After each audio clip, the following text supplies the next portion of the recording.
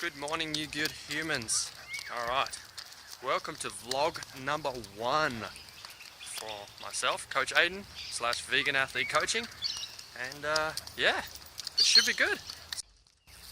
Now, being my very first vlog, I don't have all the equipment yet, but we'll get there. So at the moment I'm just using a GoPro and my Sony Xperia Z3. Pretty good camera, it's got some image stabilization. And yeah, I want to get a nice point and shoot in the next couple of days, and we'll go from there. So basically what we're going to do is we're going to talk all things athletic performance, you know what I mean, things that my company has, you know, and then just general day-to-day living. So for example, as you saw before, we did the 5x5 minute efforts, and we'll do a little recap of that.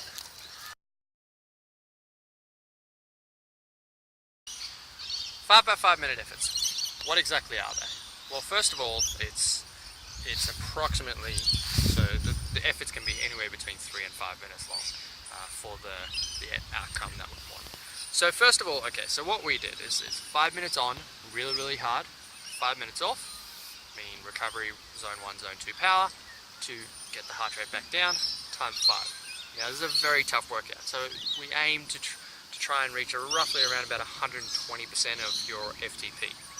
Now, if your FTP was 300 watts, that's 360 watts you're aiming for. Now, if your FTP is 300 and you're going, man, 360 watts for 5 minutes, it's quite hard. Okay, so the goal is to go really high above, and if you can sustain that 5 times over without fatigue getting in too much, you're doing really well. So, when should we use this? Okay, this type of workout should be used mainly pre-competitive season, so anywhere I'm going to say 12, maybe 20 weeks, well, probably not that long, maybe a little less, maybe 16 weeks prior to your A goal event. So pre-competitive season and in season. Another thing is that I would not recommend doing this workout very often. It's a very tough workout. It's taxing on the body, and if you do it repetitively, week in, week out, 2 to 3 times, you're going to burn yourself out. Okay, so I would definitely not recommend doing it heaps. Now, why would we do these 5x5 minute efforts? Well, the main principle between an effort that's 3 to 5 minutes long with that type of rest period is to improve 1, VO2 max, and 2, bump up that FTP, okay?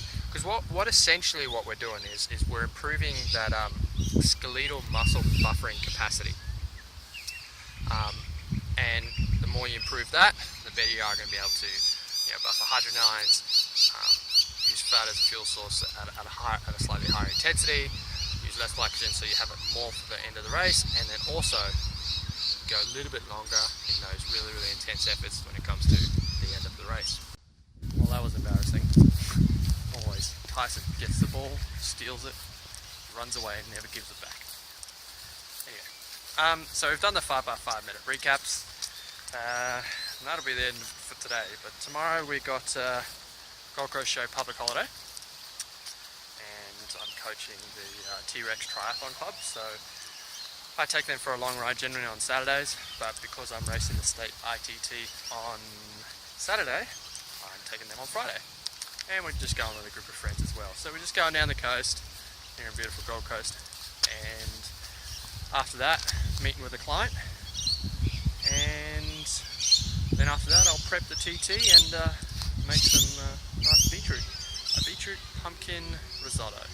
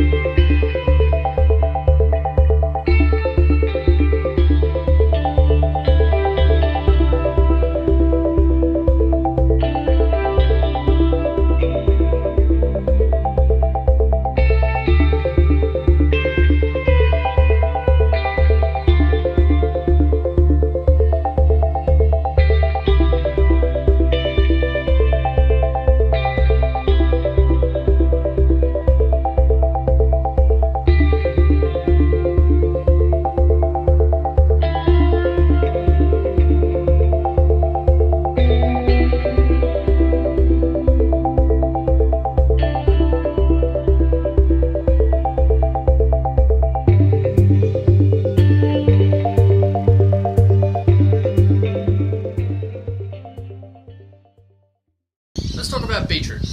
As you saw before, I cut up a beautiful pumpkin and risotto, put it all, baked it up, made a beautiful risotto out of it, and having it as tonight's dinner and tomorrow's pre-race meal. Now, you're probably asking, okay, beetroot, we've all heard that beetroot has performance enhancing, but I'm going to ask you, do you know when to take it? Do you know how much to eat? Etc., things like that. So we're just going to talk about beetroot a little bit and some of the positive effects of it. Now, beetroot is a very nutrient-dense vegetable. It contains vitamin A, B, C, antioxidants, magnesium, potassium, and a few other things as well. Now, its key ingredient is nitrate. Now, if you don't know what nitrate is, okay, nitrate gets converted to nitric oxide in the bloodstream, and that's a very, very powerful vasodilator. Now you're asking me, what is a vasodilator? Well, a vasodilator is something that opens up the blood vessel, so makes the blood vessel from this thing to this thing. Very general explanation. So most of these studies that were done originally were done through beetroot shots, and it showed that it had a 2% increase in 4-kilometer and 16-kilometer time trial and a few running efforts. Now that was equivalent to, I think, drinking 500 mils of beetroot juice. Now, I don't know about you, but 500 mils of beetroot juice is quite a lot, and that can give you a fair bit of stomach upset. So more recently, they found that just having 200 grams of baked beetroot can also improve the running performance by like 4%, I think, or something. So I mean, that's quite significant. So just 200 grams is roughly maybe 2 medium-sized beetroots chopped up. So as you saw, I had 2 very large beetroots that I chopped up through there. And yeah, so the next thing is also when to take it. Okay, so it's all very well having the beetroot the night before, but beetroot levels, or nitric oxide, which is the key ingredient, they don't peak in the blood until about 2 to 4 hours after ingestion. Okay, so either the night before, 12, 14 hours before the event, it's pretty much out of the system. So that's why I made a big dose, so I have it the night before. Obviously get good rest, good antioxidants from previous day's training, and then also I have it as my mid-morning / lunch. My TT start time was 2 o'clock, and yeah, so that's why I had it at 11 o'clock. So I peaked at 3 hours. So from there, I mean, beetroot is it's free performance enhancing drug, really, if you think about it, and it's great. It's got so many benefits. It's got all those vitamins and minerals. It's got fiber, helps lower blood pressure and cholesterol. It's got iron, folate, and the only negatives can be, I'm guessing, if you ingest a lot, bit of stomach upset, and then also be ready for red urine, because that happens. I remember the first time I had a fair bit of beetroot, and next thing my urine was red as, and I was like, oh, but I assure you it's okay. Other than that, yeah, enjoy.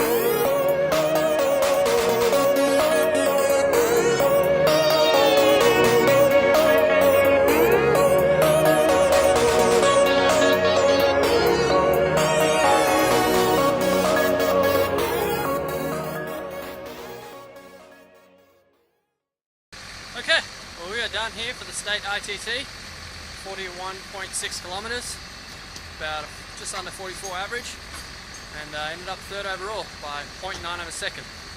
And we got absolutely schooled by Brendan Cole for first place. So off home now. Tomorrow we got a state team time trial.